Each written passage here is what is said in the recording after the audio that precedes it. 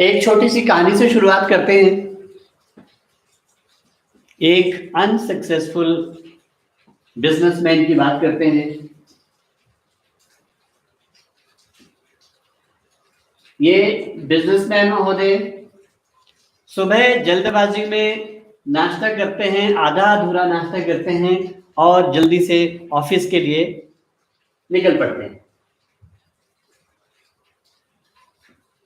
और अपने ऑफिस में जैसे ही ये बैठते हैं, ये वहां पे बहुत बड़ा ढेर कागजों का, पेपर्स का, डॉक्यूमेंट्स का पाते हैं और जलाते हैं कि this is all unfinished business, कि बहुत काम अभी करने के हुआ नहीं है।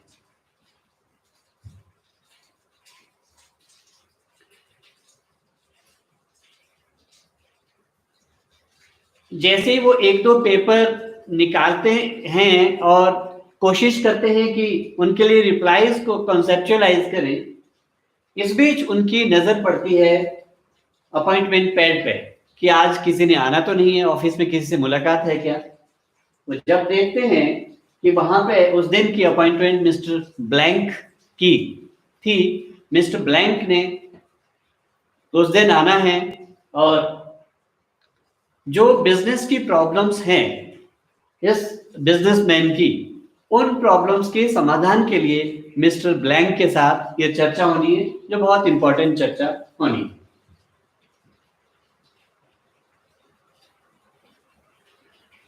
जैसे जैसे उसको लगता है, एक प्रेशर माइंड में क्रिएट होता है कि मिस्टर ब्लैंक ने आना है और मुझे अपने बिजनेस से जुड़े हुए जो मुद्दे हैं, प्रॉब्लम्स है, उनके सॉल्यूशन के लिए उनके साथ चर्चा करनी है। वैसे ही वो जो पेपर जिसका वो आंसर लिखने की या रिप्लाई बनाने की, कॉन्सेप्चुअलाइज करने की कोशिश करता है, उन पेपर्स को साइड में रखता है और द्वारा फिर उस प्रॉब्लम्स की ओर खींचे चले आते हैं जिसका वो समाधान चाहते हैं मिस्टर ब्लैंक के साथ बैठ के आज। और उस प्रॉब्लम्स को डिस्कस करने के लिए उसे अपनी एक प्लान बनानी है कि उस प्रॉब्लम्स को किस तरह से मैं पेश करूं।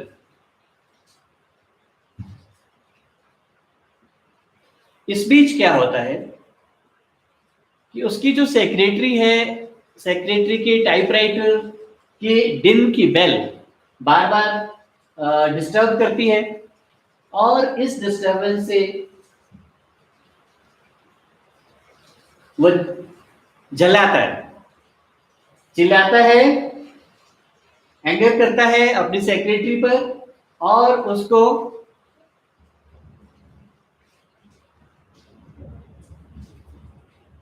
स्टॉप करने के लिए कहता है। लेकिन जैसे ही उसको स्टॉप करने के लिए कहता है, उसको याद आता है कि इसको तो मैंने बहुत जरूरी काम दिया है, और वो जरूरी काम जैसे ही इसको याद आता है कि she is rushing fast for accomplishment of something very urgent, तो उस काम को जैसे इनको ध्यान आता है, फिर द्वारा शाउटिंग वे में अपनी सेक्रेटरी को बोलते हैं कि go again and start doing what she was doing.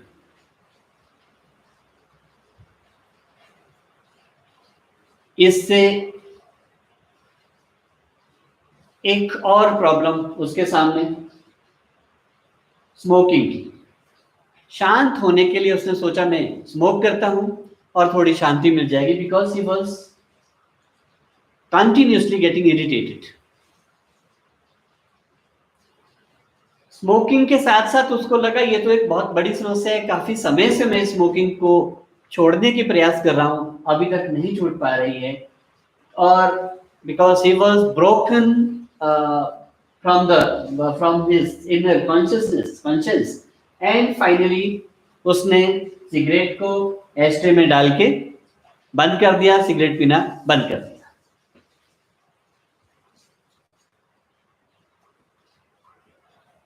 इस बीच सेक्रेटरी एक और पेपर्स का बंडल लेके एंटर करती है। जैसे एंटर करती है, बिजनेसमैन श्रीमान जी अभी बहुत रिलैक्स हुए भी नहीं थे, सिगरेट पी के कोशिश की कि मैं थोड़ा रिलैक्स हो जाऊं, फिर वो एक प्रॉब्लम बनी कि इसको भी छोड़ना है, छोड़ने की कोशिश तो करेंगे, लेकिन इस वक्त वो एस्ट्रे में डाल के सिगरेट को बंद कर दिया। वो रिलैक्सेशन जो माइंड के लिए खोजने की कोशिश कर रहा था वो अभी तक मिली भी नहीं थी। इसी बीच द्वारा बंडल पेपर्स का उसके सामने सिग्नेचर थे जो उसकी सेक्रेटरी ने लगाए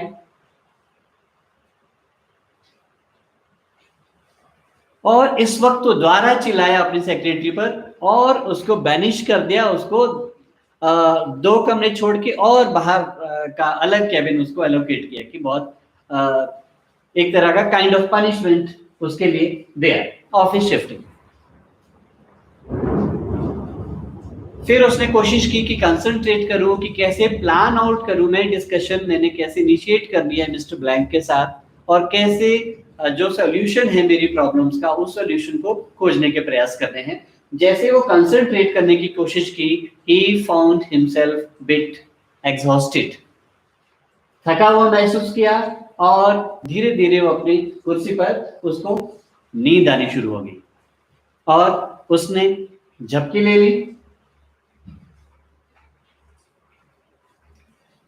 झपकी लेने से ज्यादा वक्त नहीं हुआ था, थोड़ा आराम ही मिला होगा क्योंकि नींद एक ऐसा साधन हमारे पास है जो हमारी सेंसेस को अलग करता है और हमें विश्राम का आभास देता है। वही आभास मिस्टर बिजनेसमैन लेने की कोशिश कर रहे हैं और इस बीच the secretary enters again in his cabin, क्योंकि उस वक्त मिस्टर ब्लैंक आ चुके थे और वो मीटिंग का टाइम हो गया था।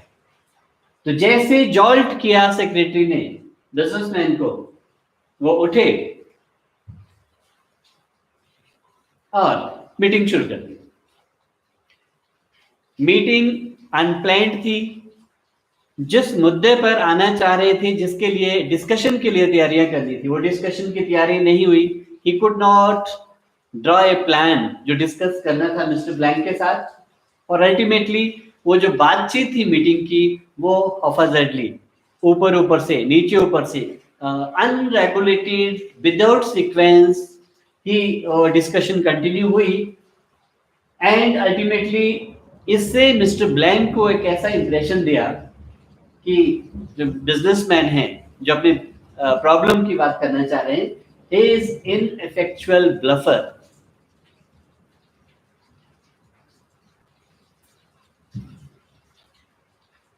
एंड फाइनली इस मीटिंग से जो एक्सपेक्टेशंस थी वो एक्सपेक्टेशंस पूरी नहीं हुई एंड मीटिंग बिना किसी सही समाधान के समाप्त हो गई। So this is lack of concentration, lack of calmness, lack of intuition guided action is a major cause of failure in every department of life। बहुत बार जब हम जीवन में असफल होते हैं और अपने आप को असफल होते हुए देखते हैं, इसका महज एकमात्र कारण ये भी रहता है कि हमारी कंसंट्रेशन नहीं होती है। मन की जो स्थिति किसी भी विषय वस्तु के काम के लिए, किसी भी कार्य के निष्पादन के लिए चाहिए होती है, वो हम मन की स्थिति तैयार नहीं कर पाते हैं। और कामनेस के साथ जो वाइब्रेटरी एनर्जीज हैं वो डिसॉल्व होती है। वो जब कामनेस नहीं हम अपने आप में लाएंगे, एक पीस और शांति जब अपने आप में हम नहीं लाएंगे, तो हमारे जो थॉट्स हैं, एक्शंस हैं, वर्ड्स हैं, बहुत वाइब्रेटरी होते हैं, स्थायित्व प्रदान नहीं कर सकते हैं और साथ में जो इंट्यूशन गाइडेड एक्शन है उनका हमें मार्गदर्शन नहीं मिलता है। इस वजह से लाइफ में फेलियर अधिकतर बहुत लोगों का होता है। अगर जीवन में सफलता की ओर हमें जाना है तो इसके लिए जरूरी है कि हम कंसंट्रेटेड माइंड के साथ काम करें और वो कंसंट्रेशन क्रिएट करने के लिए सभी तरह के प्रयास करें और इससे इंट्यूटिव गाइडेंस पैदा होगी। हमारा हृदय कहना शुरू कर लेगा, गाइड करना शुरू कर लेगा कि कौन सा काम हमें कैसे करना चाहिए और इस गाइडेंस के मिलते ही आदमी के कार्यों में जो सफलता है उसकी संभावनाएं बढ़ती है, रेट ऑफ सक्सेस इंक्रीज होता है। तो यहाँ पे हम इस कंसंट्रेशन को लेकर बात करने जा रहे हैं। योगा में भी कंसंट्रेशन का बहुत बड़ा रोल है और कंसंट्रेटेड माइंड, पहले भी हमने एक बार बात की थी कि जो मैच बॉक्स की वाटर सॉफ्ट स्टिक होती है, मैचेस की तिल्ली जो पानी में भीगी होती है, वो स्ट्राइक करने पर कुछ नहीं कर पाती है और सूखी हुई जो स्टिक होती है वो एकदम बर्न कर जाती है। तो वही स्थिति है कंसंट्रेटेड एंड अनकंसंट्रेटेड माइंड की।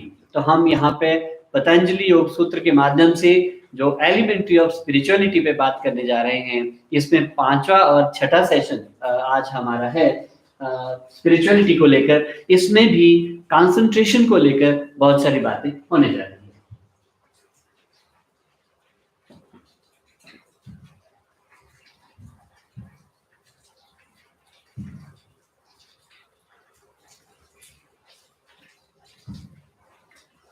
एक हमने एग्जाम्पल पिछली बार बात की थी, चलते चलते हम कुछ रिकैप करने की भी कोशिश करेंगे।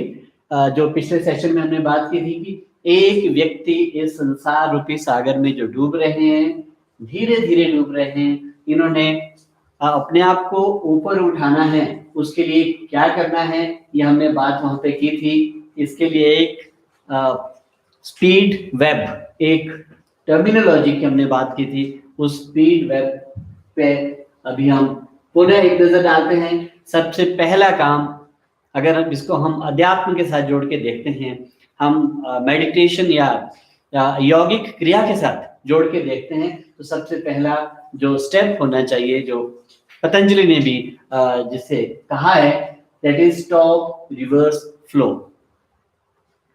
हमारे बॉडी में जो एनर्जी का फ्लो है, ऊपर सहस्र से मूलाधार के माध्यम से सेंसेस में बढ़ रहा है, उसको हमने रिवर्स करना है, जहां से आया था वहां के लिए करना है। तो दैट इज कॉल्ड यम। यम के माध्यम से हम एक सामाजिक समरसता की बात करते हैं, सोशल हार्मनी की बात कर सकते हैं, ताकि जो एनवायरनमेंट है जहां पे हम हैं वो हमारे लिए कंड्यूसिव बने। हम जिस उद्देश्य के लिए आगे बढ़ना चाहते हैं, उस उद्देश्य में वो एनवायरनमेंट बाधा ना बने, इसके लिए यम की बात की गई है। और जो negative forces, negative energies negative way में जा रही है हमारी, उस एनर्जी को समेटना है, वापस पॉजिटिवली ऊपर की ओर लाने की कोशिश कर रही है। Second is plan and regulate process. That was the second सोपान पतंजलि योग सूत्र में। ये है यम के बाद नियम। नियम हमारे व्यक्तिगत रूप से हम कैसे अपने आप को अनुशासित रहें, इसके लिए प्लानिंग की जरूरत है, नियम बनाने की जरूरत है। वो यम के बाद नियम की बात की। तीसरी है इन्वायरमेंटल इनेबलमेंट, आसन, बैठने की व्यवस्था, कि जिससे एक ऐसे सुख सहज व्यवस्था जहां पे हम अपना कार्य शुरू कर सकते हैं, वो आसन की बात थी। तीसरे में एंडेवरिंग द फर्म एक्शन, काम शुरू करना है, तो दैट वाज प्राणायाम। काम क्या है, वो वास्तव में प्राणायाम है। प्राणायाम से पहले ये 3 बातें थी।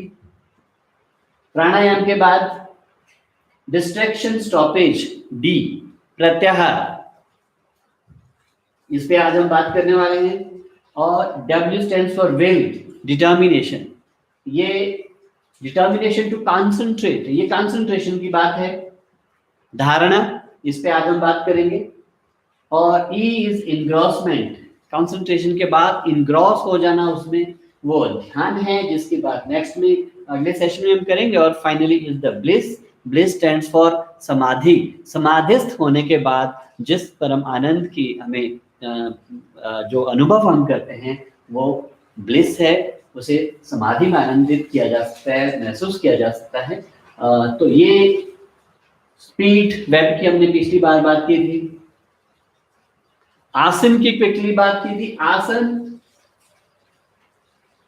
ऐसा बैठने का वो तरीका जिसमें हम असहज महसूस ना करें, सिंपल, क्योंकि माइंड हमारा पास्ट और फ्यूचर, हैप्पीनेस और सॉरो, रिग्रेट एंड एंग्जाइटी, इन दोनों के बीच पेंडुलम की तरह झूलता रहता है। तो इसको इक्विलिब्रियम करने के लिए आसन का बहुत बड़ा रोल है।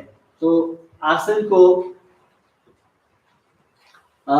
हम फिजिकल फ्लेक्सिबिलिटी इंक्रीज करता है। और इसमें मूल जो बात है ध्यान रखने वाली आसन में वो है कि हमारी जो स्पाइन है, रीढ़ की हड्डी है, वो सही सीधी रहनी चाहिए। इसमें सुखासन है, आमतौर पर हम घरों में बैठते हैं, इसमें भी कोशिश कर सकते हैं, बिकॉज इसमें कोई हमें परेशानी नहीं होती है, बॉडी अकस्टम्ड है ऐसा बैठने के लिए, इसलिए कुछ समय तक हम आसानी से बैठ सकते हैं।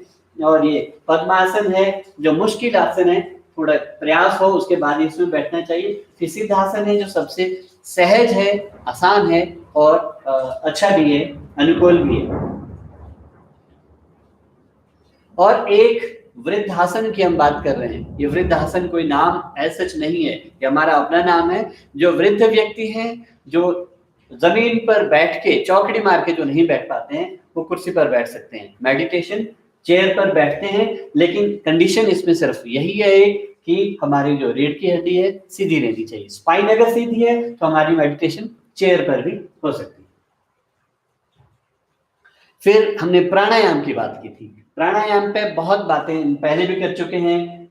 इसमें जो आसान तरीका था, प्राणायाम तक पहुंचने से पहले हम सांसों को कंट्रोल करने की कोशिश करते हैं, जिनका लिंक प्राणायाम से है। सांसों को कंट्रोल करने के लिए सांसों पे नजर हम रखें, ध्यान नजर दोनों भ्रुकुटी के मध्य में हमारी नजरें रहें और ध्यान हमारा सांस में रहे कि सांस नाक से जब बाहर निकलता है और जब अंदर आता है उसकी मूवमेंट कैसी है, कब कितने समय के लिए बाहर ठहरा है, कितने समय के लिए अंदर आ रहा है, कोई साउंड या कोई वॉइस ऐसे कुछ आ रही है, ध्वनि आ रही है वहां से, इस पे नजर रखनी है। यहाँ से हम शुरुआत कर सकते हैं। और प्राणायाम के बहुत आयाम हैं, बहुत सोपान हैं, धीरे धीरे करके जो बाहर का प्राणायाम है वो अंदर का प्राणायाम बन जाता है। वो सांसों का प्राणायाम नहीं, बल्कि जो इंटरनल एनर्जीज हमारी स्पाइन में ट्रेवल कर रही होती है, उनको जब एक्सपीरियंस हम करते हैं वो एक आंतरिक प्राणायाम हो जाता है। वास्तव में प्राणायाम वो है, लेकिन शुरुआत करने के लिए आरंभिक तौर से हम सांसों के माध्यम से इस पे आगे बढ़ सकते हैं। सहज कर्म की बात हुई है प्राणायाम में। ये सहज कर्म है क्योंकि ये सांसों से जुड़ा हुआ है। सांसें हमारी बिना किसी प्रयास से चलती है, ये सहज चलती है, इसलिए इसे सहज कर्म की भी बात की है।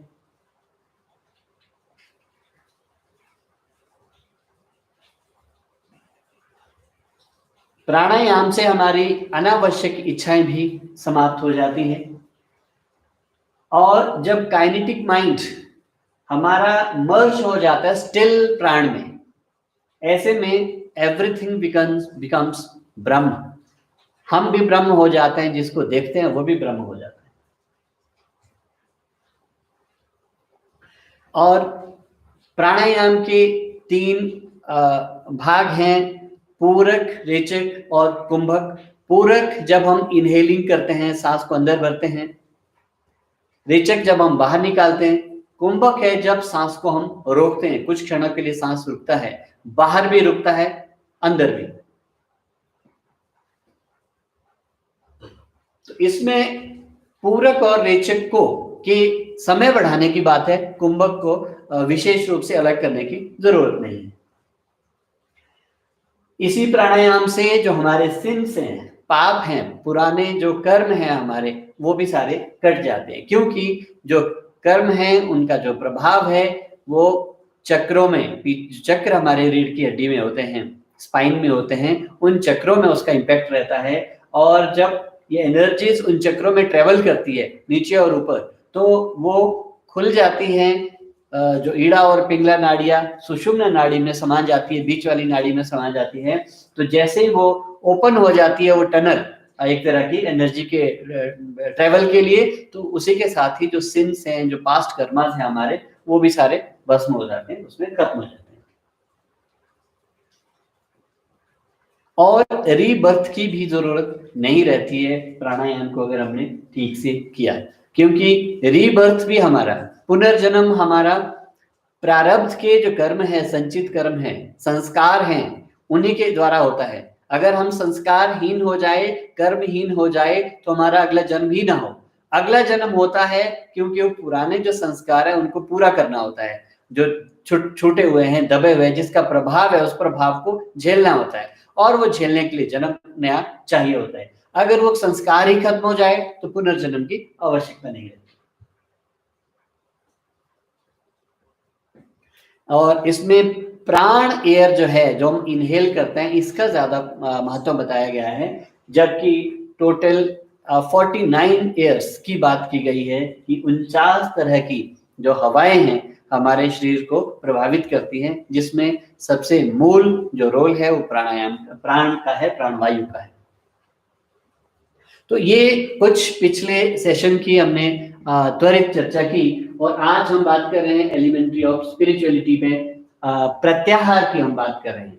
प्रत्याहार जैसे कि नाम से भी पता चलता है, प्रति आहार, आहार के प्रति, आहार को भोजन कहते हैं, भोजन के कंट्रोल की बात यहाँ पे कही गई है, या gaining mastery over external influences. भोजन के रूप में, भोजन सिर्फ शरीर का ही नहीं, भोजन हमारे मन का भी है, भोजन हमारे आत्मा का भी है। वो भोजन, उस पे हम कैसे कंट्रोल पा सकते हैं, उस पे कैसे मास्टरी हम पा सकते हैं और ऊपर उठ सकते हैं, ये प्रत्याहार की बात है और ज्यादा इसको सेंसेस के साथ जोड़ के देखा जाता है। इसमें ये जो 8 सोपान है पतंजलि योग सूत्र में कहे गए हैं, यम, नियम, आसन, प्राणायाम, ये लगभग बाहर की क्रियाएं हैं जो हम करते हैं, और इसके बाद जो धारणा, ध्यान, समाधि, वो तीनों अंदर की क्रियाएं हैं और प्रत्याहार बीच में है।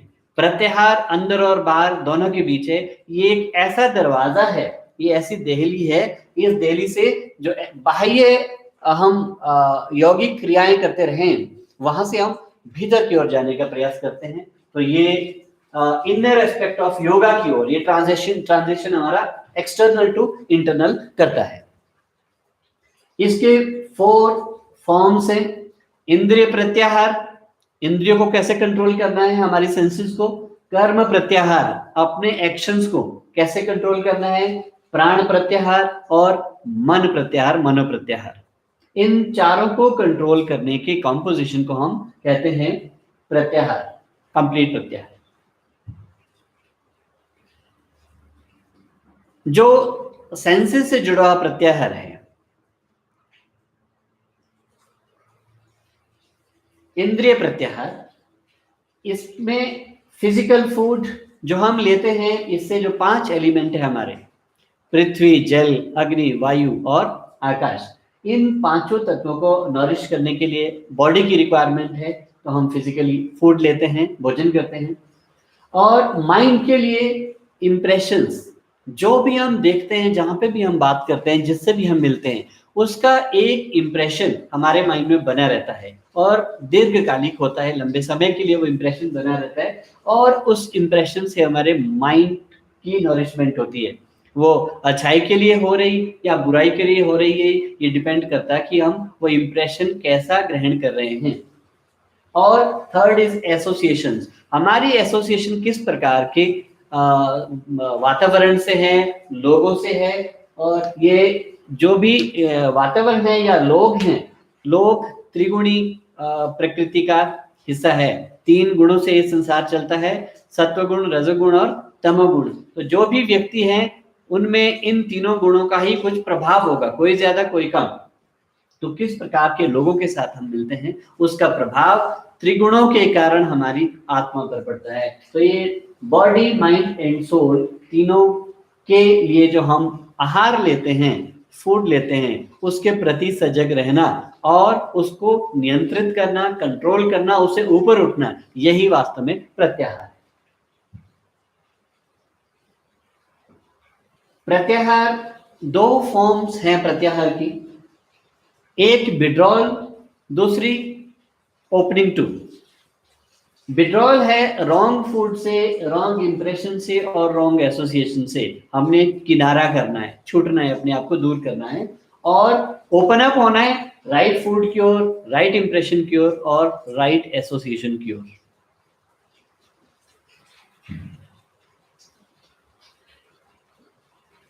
प्रत्याहार से हमारे जो इम्यूनिटी लेवल है माइंड का, वो बढ़ता है, उसमें वृद्धि होती है। माइंड की इम्यूनिटी का क्या मतलब है कि अगर हम किसी भी छोटी बात से प्रभावित हो जाते हैं, हमारा जो एक्सप्रेशन है बदल जाता है, इरिटेट हो जाते हैं, रिवोल्ट लेना शुरू कर लेते हैं, इमीडिएटली रिपल्सिव हो जाते हैं, तो वो सब माइंड की इम्यूनिटी की कमियां हैं कि माइंड हमारा इम्यून नहीं है, कमजोर है। तो इसलिए अगर प्रत्याहार हम अपनाते हैं, माइंड हमारा इम्यूनिटी, ये जो पावर है माइंड की हमारी बढ़ती है और छोटी छोटी चीजें हमें प्रभावित नहीं कर सकेंगी। जिस प्रकार से हेल्दी बॉडी से टॉक्सिन्स एंड पैथोजेंस दूर रहते हैं, उसी प्रकार हेल्दी माइंड से जो नेगेटिव सेंसरी इन्फ्लुएंसेस हैं, इंद्रियों के जो नेगेटिव प्रभाव हैं, वो स्वतः दूर चले जाते हैं। नेगेटिव माइंड जो है प्रभावित हो जाता है, लेकिन जो पॉजिटिव माइंड है, प्रत्याहार युक्त जो माइंड है, हेल्दी माइंड है, उसे वो नेगेटिव जो बातें हैं छोटी छोटी, वो टच नहीं कर सकती है, प्रभावित नहीं कर सकती है। दूसरा, कंट्रोल ऑफ सेंसेस। प्रत्याहार की हम शुरुआत करते हैं कंट्रोल ऑफ सेंसेस से। जिस प्रकार से जंक फूड को बहुत मसाला चाहिए होता है उसको टेस्टी बनाने के लिए, अच्छा बनाने के लिए, उसी प्रकार से जो जंक इंप्रेशंस होते हैं हमारे माइंड में, उनको पावरफुल ड्रामेटिक इंप्रेशंस चाहिए। उससे वो अपने आप को रिफ्लेक्ट करने की कोशिश करते हैं, अपने आप को एक्सप्रेसिव बनाने की वो इंप्रेशन कोशिश करते हैं, जबकि इससे कहीं वो एक सुख नहीं मिलता है, बल्कि उससे ये एक तरह का भ्रम है, ये एक तरह का जो एक स्क्रीन में जैसे कलर प्रोजेक्टेड है, ऐसे ही उन ड्रामेटिक इंप्रेशंस का सवाल रहता है। इसमें हम करें कैसे? इंद्रियों को कंट्रोल करने के लिए प्रत्याहार को, इंद्रिय प्रत्याहार को कैसे अपनाएं? इसमें कुछ कुछ बातें हैं। Number 1, take right impression. हम जिस दुनिया में रह रहे हैं वहां पे संभव है कि कई बार बहुत जो नेगेटिव इंप्रेशंस है उससे भी हमें गुजरना पड़े, लेकिन क्या हम जल्दी उन इंप्रेशंस को बदल सकते हैं और उस जगह में रिप्लेस कर सकते हैं किसी अच्छे इंप्रेशन से? वो अच्छी मेमोरी हो सकती है, अच्छी बात है। जल्दी जो चीज पुरानी तंग करने वाली बार बार माइंड में घूम रही होती है, वहां पे हम एकदम कोई ऐसी दूसरी बात को लाने की, याद करने की कोशिश करें, ताकि उस पुरानी नेगेटिव इंप्रेशन का इम्पैक्ट कम हो और दूसरी का, अच्छे वाली का ज्यादा हो। और सेंसरी, जो सेंसरी विड्रॉल है, अपने इंद्रियों से इंद्रियों की जो प्रभाव है उससे कम करने के लिए योनि और सांभवी मुद्रा, इन 2 मुद्रा का विशेष प्रयोग किया जा सकता है। और विजुअलाइजेशन, विजुअलाइजेशन है कि कभी किसी भी हम अच्छे व्यक्ति, गुरु हैं, भगवान हैं, और कोई जो भी अच्छी चीज आपको समझ आती है, अच्छी लगती है, उसको हम विजुअलाइज कर सकते हैं। जब नेगेटिव चीजें आती हैं तो अच्छी चीजों को विजुअलाइज करेंगे, उसका भी इम्पैक्ट है, और संगीत का भी एक फर्क है।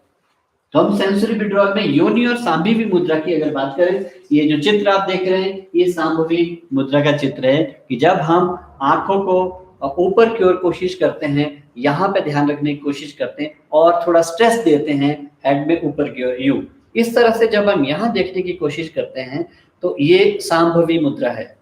यहाँ पे हमारा कुछ क्षण के लिए डिस्कनेक्ट हो जाते हैं, जो फिजिकल बॉडी है हमारी, एस्ट्रल बॉडी के नजदीक हम पहुंचने शुरू हो जाते हैं, और इसका इम्पैक्ट जो हम थॉट, अच्छी शुभ संकल्प जो भी हम करते हैं, वहां पे इसका एक अच्छा इम्पैक्ट रहता है। और योनि मुद्रा, योनि मुद्रा जो इस पिक्चर में आप देख रहे हैं, इसमें हम सभी जहां जहां से एनर्जीज हमारी बाहर जाती है उनको रोकने की कोशिश हम करते हैं। जैसे कि होठों को इस तरह से हम कानों को यूं बंद करेंगे, होठों को भी बंद करेंगे, नाक को भी बंद करें, आंखों को भी बंद करें, इस तरह से ऐसे हम बंद करेंगे। और जो भी इनहेलिंग हमारी पहले की हुई है वो अंदर रहती है। जितने समय तक आप ऐसे रह सकते हैं, ध्यान यहाँ रखते हुए, तो ऐसे में जितनी एनर्जीज हमारी डिफरेंट सेंसेस से बाहर जा रही है, उनका आउटर फ्लो, आउटवर्ड फ्लो बंद हो जाता है, और वो एकाग्र और इकट्ठे एक्यूमुलेट होनी यहाँ पे शुरू हो जाती है। And that accumulation of energy may result in this, that is the picture of a spiritual eye. जो व्यक्ति इस मुद्रा को जानते हैं, प्रैक्टिस करते हैं, वो व्यक्ति आंखें बंद करके इस जगह में स्पिरिचुअल आई के दर्शन कर सकते हैं. That is the gateway of spirituality.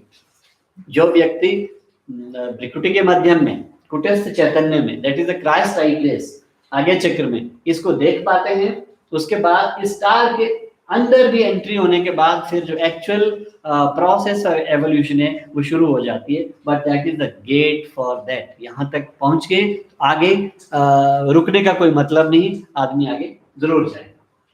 तो इससे भी सारी जो इंद्रियां हैं हमारी शांत हो जाती है, शिथिल हो जाती है, परेशान नहीं करेगी.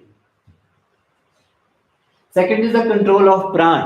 प्राण को कंट्रोल करने के लिए सांसों का हम नॉर्मली कोशिश करते हैं, सहारा लेते हैं, जो हम प्राणायाम में भी करते हैं. पहले सांसों पे कंट्रोल करते हैं, धीरे धीरे वो प्राण पे कंट्रोल होना शुरू हो जाता है. तो इसमें भी एक प्रैक्टिस है कि इसके जैसे शव आसन की स्थिति में हम कोशिश करते हैं कि धीरे धीरे इमेजिन करते हैं, विजुअलाइज करते हैं कि जो प्राण है, जो हमारी जो सेंसेशंस है या हमारे जो हमारे चैतन्य जो है, वो चेतन शक्ति जो है, कॉन्शियसनेस जो है, वो पैरों से धीरे धीरे ऊपर को आनी शुरू हो जाती है और धीरे धीरे एक्यूमुलेट यहाँ पे सहस्त्र में हो जाती है. ऐसी हम विजुअलाइजेशन करते हैं. इससे भी जो प्राणों की गति है इसको रोकने में ये भी एक मददगार साबित हो सकता है, इसका कंट्रोल पाया जा सकता है. तीसरा है कंट्रोल ऑफ एक्शंस. एक्शंस को हम अपने जो काम है उनको कैसे कंट्रोल करें. सेंसेस, जो इंद्रियों के माध्यम से क्या होता है कि जो इम्पल्सिव एक्सप्रेशन क्रिएट होता है, इम्पल्सिव पैदा हो जाती है हमारे मन में, और उनके एक्सप्रेशन के लिए मोटर ऑर्गन्स जो हमारे हैं उनका सहारा लिया जाता है. मोटर ऑर्गन के माध्यम से जब हम काम करते हैं फिर द्वारा वो इन्वॉल्वमेंट ऑफ सेंसेस हो जाती है इसमें. तो इसलिए जो डिजायर्स हमारी है, डिजायर्स हमारी एंडलेस होती है. इसलिए हैप्पीनेस कहाँ मिलती है हमें? हैप्पीनेस जितनी भी डिजायर्स है उनको पूरा करने में नहीं मिलती है, क्योंकि डिजायर्स की कोई सीमा नहीं है. हैप्पीनेस हमें मिलती है कि जब हम ये सोचेंगे कि दुनिया के बाहर से एक्सटर्नली हमें कुछ भी नहीं चाहिए, भीतर के लिए हमें खुद के लिए कुछ नहीं चाहिए. जब ऐसी हमारी धारणा बन जाती है उस वक्त हम सुखी और संतोष महसूस करते हैं. And work selflessly. एक्शन से कैसे कंट्रोल कर पाते हैं कि जो भी हम काम करें सेल्फलेसली काम करें और ये समझ के काम करें कि मैं ईश्वर के लिए काम कर रहा हूँ या मानवता के लिए काम कर रहा हूँ, ये मेरा कर्तव्य है, this is my duty, I am simply following the way of the duty ethics, इसलिए मैं काम कर रहा हूँ. तो अगर ये धारणा, ये भाव काम करते समय अपने में हम रखते हैं तो हम जो एक्शंस है, एक्शंस को भी रेगुलेट एंड कंट्रोल कर सकेंगे. Withdrawal of mind. माइंड को विड्रॉल करना सबसे मुश्किल है, सबसे उत्तम भी है. आयुर्वेद ने भी कहा है कि जो सेंसरी इंप्रेशंस होते हैं वो माइंड का फूड तैयार करते हैं. मेन फूड माइंड का होता है, और जो वीक माइंड होता है वो इजीली ट्रैप हो जाता है, छोटी सी चीज को लेकर उलझन में पड़ जाता है. तो मनो प्रत्याहार की यहाँ पे बात हुई है कि हम consciously withdrawing our attention from unholiness impressions whenever they arise. जिस तरह के इंप्रेशंस सोसाइटी में, कई तरह के हमारे दैनिक जीवन में उत्पन्न होते हैं, उन इंप्रेशन से हम अपने आप को कैसे अलग करें. अर्जुन के सामने जब उर्वशी आई थी, उर्वशी का उद्देश्य भोग विलास था, तो अर्जुन ने उनके प्रति एक मातृत्व भाव रखा, एक मदरली विजन, दृष्टि रखी, तो उनका भाव बदल गया. तो दैट इज द वे जैसे हम मनो प्रत्याहार कर सकते हैं, अपने भावों को बदल सकते हैं. अगला है धारणा. आज में धारणा जो हमारा छठा चैप्टर है, स्पिरिचुअल जो एलिमेंट्री ऑफ स्पिरिचुअलिटी है, इसमें धारणा इज जो हम धारण करते हैं. It is kind of concentration, determination with will. इच्छा शक्ति के साथ निश्चय करना और एक सीध में आप देख रहे हैं right object, field of awareness and left object. इसमें दुनिया भर की चीजें हमारे आंखों के सामने होंगी, लेकिन हम धारणा करें, कंसंट्रेट करें एक ही चीज पे जो हमारा उद्देश्य है, इधर उधर हमारी नजरें ना जाएं। धनुर्विद्या की तरह हम अपने निशाने तक ही अपनी दृष्टि को रखें, इसको चूके ना। इसमें एकाग्र चित्त की जरूरत है। कंसंट्रेशन इज धारणा। One pointed concentration, fixing one's full attention on one's place object at a time। एक समय में एक ही बिंदु पे, एक ही वस्तु स्थिति पे ध्यान रखना। Consciousness and restless thoughts cease. धारणा से क्या होता है, हमारी चेतना का पता नहीं चलता है, और विचार जो विचलित करने वाले होते हैं वो सब खत्म हो जाते हैं। इससे एक मेडिटेशन के लिए जो इन्वायरमेंट चाहिए, बिना किसी रुकावट के, बिना किसी मन के इधर उधर भटकाव के, हम सीधे अपनी दिशा में ध्यान केंद्रित कर सकते हैं। धारणा को विल के नजरिए से अगर देखें, will is a tool given by God to get freedom. हमारे पास दो विषय हैं। एक तो ये है कि सभी लोग प्रारब्ध के जो कर्म हैं उनका प्रभाव हम सब पर है, जिससे हमारे अभी के कर्म भी बाधित होते हैं। नंबर 2, हम 3 गुणों से बंधे हुए हैं। जिस गुण का जिस स्थिति में, जिस समय में हमारे ऊपर अधिक प्रभाव होगा, उस स्थिति में हम उस गुण से जुड़े हुए कार्य करेंगे। अगर हमारे सभी कार्य प्रारब्ध के संस्कारों से और अभी जो त्रिगुण का प्रभाव है उससे हैं, तो हम अलग कैसे हो सकते हैं? तो हम अपनी इच्छा से कैसे काम कर सकते हैं? बदलाव कैसे कर सकते हैं अपने आप में? ये एक बड़ा प्रश्न है।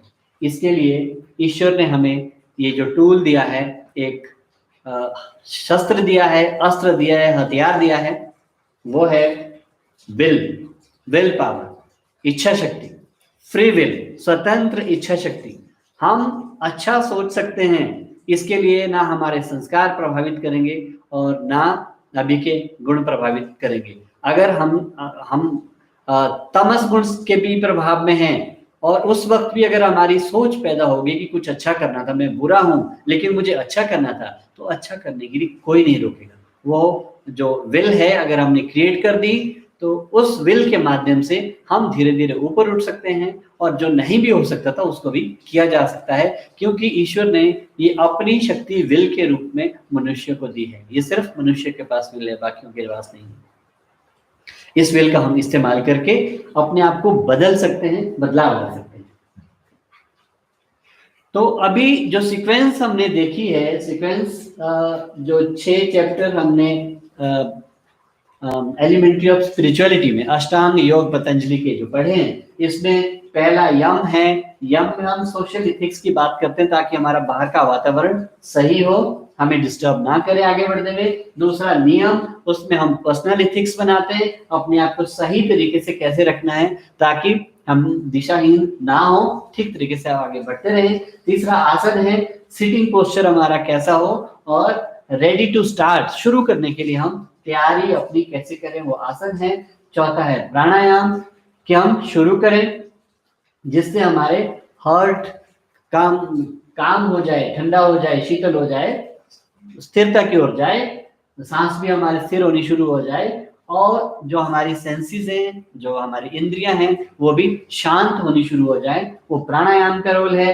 प्राणायाम के बाद प्रत्याहार। इस शांत अवस्था में हमें फिर कंसंट्रेशन चाहिए, जहां पे फोकस करना होगा हमें एक जगह में, वो प्रत्याहार के माध्यम से।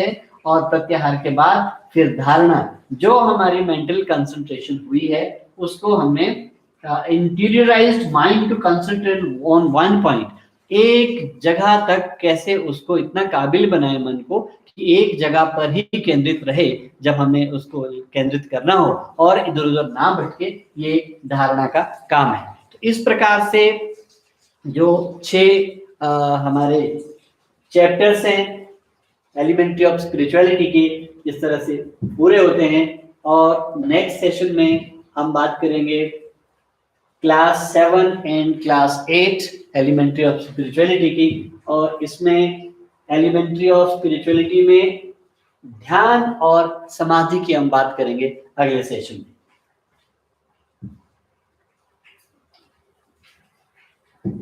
Friends, thank you very much for joining today. एक मैं आपको सूचना देना चाहता हूं कि IIRD ने एक कैंपेन शुरू की है, वन लाइट कैंपेन, और इस कैंपेन के माध्यम से हमने उत्तर प्रदेश में कासगंज और चंदौली जिले में जो ट्रेनिंग सेंटर हमारे थे वहां पे बंद पड़े थे, लोगों को काम नहीं मिल रहा था, मास्क बनाने का काम शुरू किया है कोविड-19 के रिस्पांस के तहत। और उस मास्क बनाने के लिए अभी काफी मास्क बनने शुरू हो गए हैं और करीब 14-15 लोगों को एम्प्लॉयमेंट भी इमीडिएटली वहां पे उसमें मिल गई है। तो इस प्रक्रिया को हम आगे बढ़ाना चाहते हैं और इसमें आप सभी का भी सहयोग हम चाहेंगे कि आप प्रमोट करें। इसके लिए वन लाइट कैंपेन जो हमने शुरू की है ये आपके समक्ष है, और मैं आपको दिखाना भी चाहूंगा कि जो यूपी में जो काम हो रहा है वो किस प्रकार से कहाँ हो रहा है।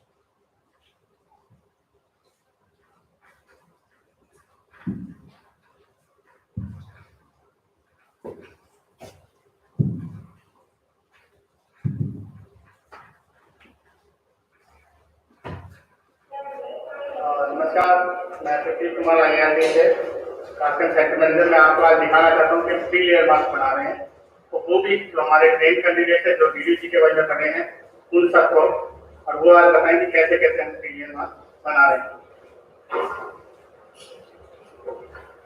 आप ये सिर्फ प्लेट्स डाल देंगे,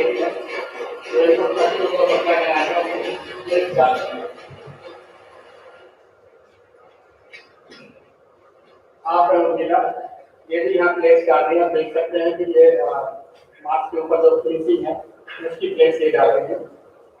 ये है स्क्रू, ये मास्क की पट्टी होती है जो बांधने वाली, ये वो बांध कर डाल। ये है ये मास्क की पूरी जो स्टिचिंग है, पत्तियां हैं और जो प्लेट है वो डाल रही है। आप देख रहे हैं प्लेट बन रही है। सर मेरा नाम निशा है। सर मैं यहाँ पे के वजह से पहले पढ़ी थी और आज मुझे लॉकडाउन में नौकरी करने का मौका मिला है। और सर मैं अपने नौकरी करने से अपने घर परिवार का खर्चा चलाऊंगी लॉकडाउन में, और इससे मेरी गाँव वाले और जो भी मेरे आस पड़ोसी हैं वो इज्जत करेंगे और सब कर रहे हैं। और सर इसीलिए मैं IIRD को सभी लोगों को धन्यवाद देना चाहती हूँ। ये जो कपड़ा कट्टा उसको हम यहाँ रखते हैं, तो कटिंग हुई है, ये देख सकते हैं, ये पट्टियाँ हैं इसमें, ये मास्क है ब्लू कलर का, ये व्हाइट कलर का। अब जहाँ मास्क रखना है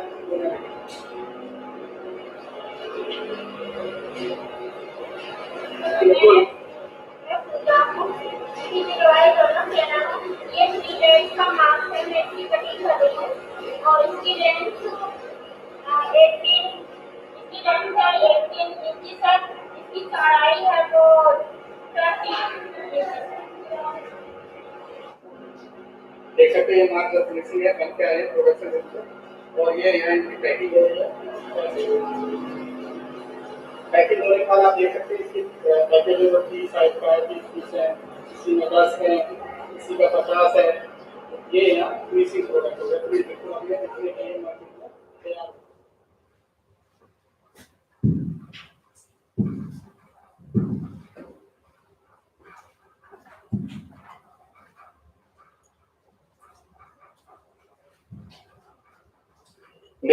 आज मैं आपको एक मृग की छोटी सी कहानी सुनाना चाहता हूँ। मृग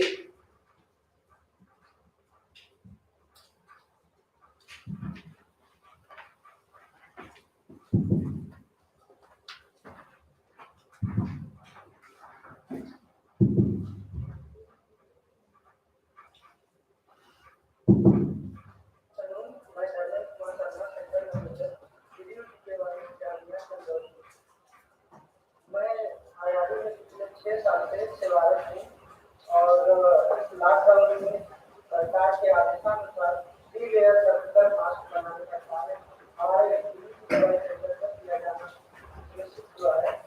इसका आज डेमोन्स्ट्रेशन आयादी के तरफ से किया जाएगा। आज हमारे वर्करों के द्वारा जो है गीता काटने का और बरसात का उद्घाटन होने वाला है। आइए हम आपको अपने यहाँ जो कार्यरत वर्कर हैं उनसे आपको परिचय कराते हैं। ये प्रथम है माया कुमारी और सेकंड है संगीता राय और थर्ड प्रतिभा कुमारी, फोर्थ नूर बानो है और फिफ्थ सपना कुमारी है। इसी की कड़ी में हम आपको आगे ले चलते हैं जहाँ पे पैकेजिंग का काम अवनीश यादव के द्वारा किया जा रहा है।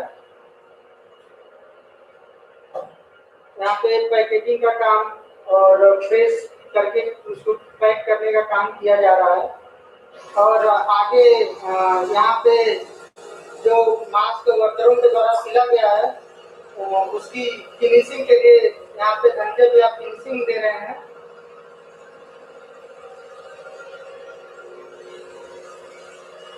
और हम आपको आगे ले चलते हैं जहाँ पे कटिंग का कार्य किया जा रहा है। यहाँ पे कटिंग का कार्य अंकिता मैम के द्वारा किया जा रहा है जो कि बहुत ही बारीकी से इसकी मेजरिंग करके काटा जा रहा है अंकिता मैम के द्वारा। और यहाँ पे पैकेट तैयार हो गया है जिसको जो है पैकेट 10 पीस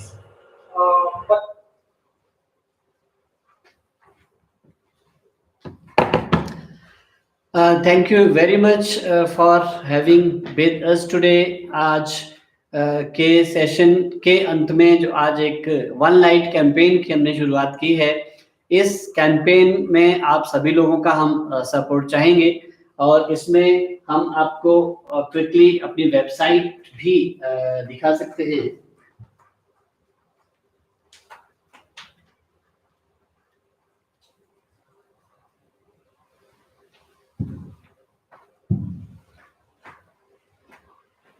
ये वन लाइट कैंपेन पेज है हमारी वेबसाइट में, यहाँ पे आप विजिट कर सकते हैं। The COVID-19 has taught us physical distancing and we learned divide, we stand. And here are we to appeal, unite, we stand. Let's join our hearts and come forward to help the people, the families in distress. Thank you very much. इसमें आप अपनी एक light upload कर सकते हैं और जो भी लाइट अपलोड आप करेंगे यहाँ पे आपके पिक्चर के साथ आप अपलोड आपकी फोटो आ जाएगी लाइट के साथ और यहाँ पे आप डोनेट कर सकते हैं। इंटरनेशनल और इंडियन जो भी हैं वहाँ डिटेल्स हैं, यहाँ पे लाइट अपलोड कर सकते हैं और इस तरह से आप इसमें पार्टिसिपेट कर सकते हैं। जो भी इसमें इंफॉर्मेशन होगी डेली बेसिस पे ये वेबसाइट अपडेट करती रहेगी कि कितने मास्क बने, कितने लोगों को एम्प्लॉयमेंट मिली है और सपोर्ट कितनी मिली है और टारगेट हमारा टोटल क्या है। तो इसी के साथ ये कैंपेन वाले में अपील के बाद मैं आप सभी का पुनः धन्यवाद और अगर क्विकली कोई क्वेश्चंस हैं आज के सेशन को लेकर, तो आप कृपया अभी कहें, हम क्योंकि आज कुछ विलंब था शुरू में, तो अभी भी हम कुछ समय ले सकते हैं। Over to you please.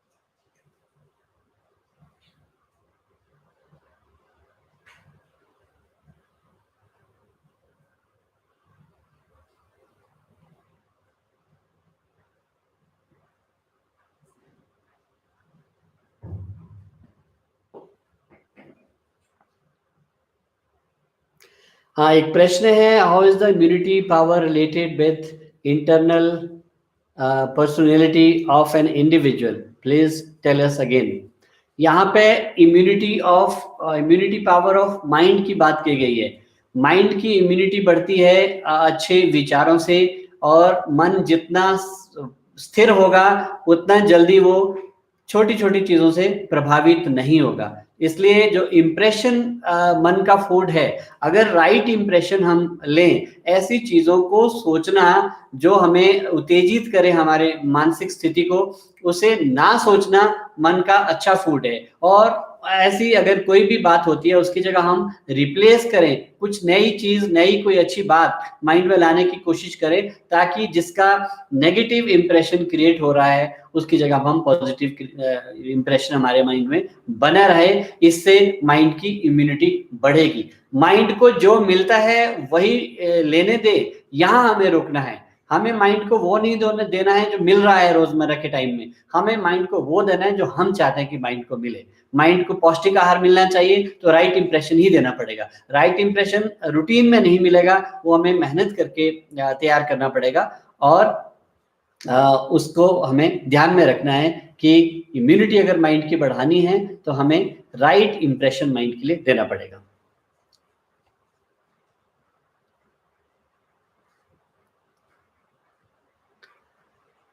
Can we say that all reincarnation that has happened in the Hindu mythology are rebirth?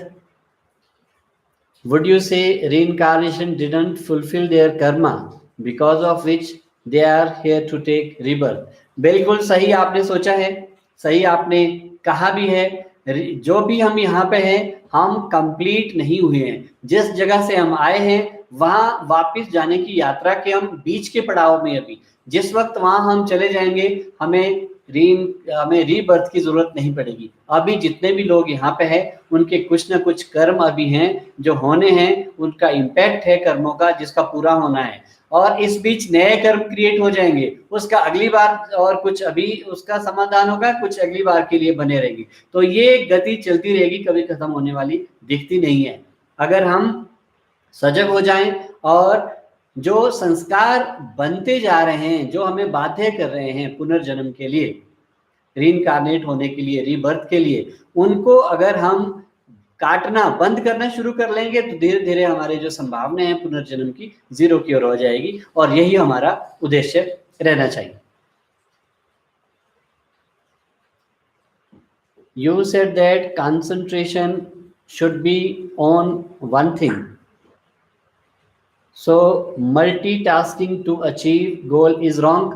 बहुत इंपॉर्टेंट प्रश्न आपने कहा है। मल्टीटास्किंग का कंसंट्रेशन से भी सीधा लिंक है। मल्टीटास्किंग डजंट मीन कि एक ही समय में आप 4 काम करते रहेंगे। एक समय में 4 काम करने का मतलब है we are dividing our energy in multiple ways, और गुणवत्ता जो परफेक्शन है, जो क्वालिटी है, वो एक जगह भी नहीं मिलेगी।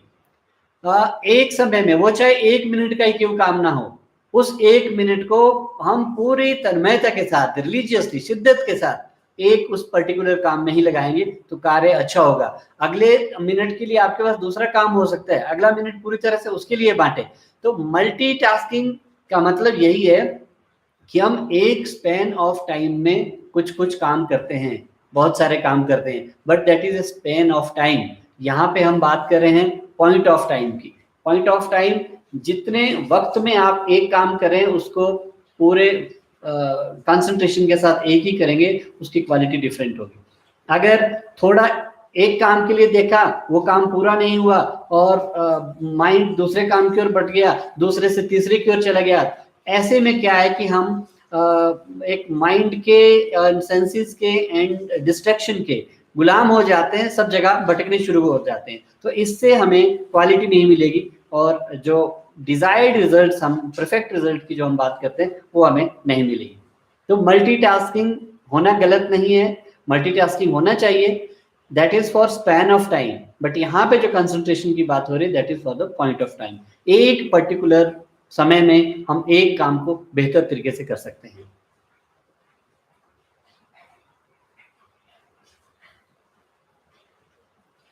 और कुछ प्रश्न हो तो हम टेकअप कर सकते हैं, और अन्यथा हम बहुत बहुत धन्यवादी हैं आप सभी के। आज आपने पेशेंटली थोड़ा वेट किया। काफ़ी बारिश इस वक्त शिमला में हो रही है, इस वजह से 5-7 मिनट का ये विलम्ब रहा है। धन्यवाद बहुत बहुत। पुनः आपका प्रतीक्षा रहेगी अगले सेशन में। अगली बार हम जो स्पिरिचुअलिटी की एलिमेंट्री है उसके 2 अध्याय बचते हैं, 7वां और 8वां, ध्यान और समाधि, उस पर बात करेंगे, और उसके साथ ही हमारा ये अष्टांग योग का कार्यक्रम भी पूरा हो जाएगा। एक बार पुनः आप सभी का धन्यवाद, और अब आपसे विदा लेते हैं और अगले सेशन के लिए प्रतीक्षा करते हैं। साथ में प्रतीक्षा करते हैं कि ये जो वन लाइट कैंपेन है, इसको आप प्लीज प्रमोट करें, एक कॉज के लिए आगे आए। अगर हम सभी के प्रयासों से कुछ लोगों के चूल्हे जलते हैं और लोगों के लिए मास्क उपलब्ध हो जाते हैं, ये बहुत बड़ा कंट्रीब्यूशन होगा in this time of COVID-19. Thank you once again.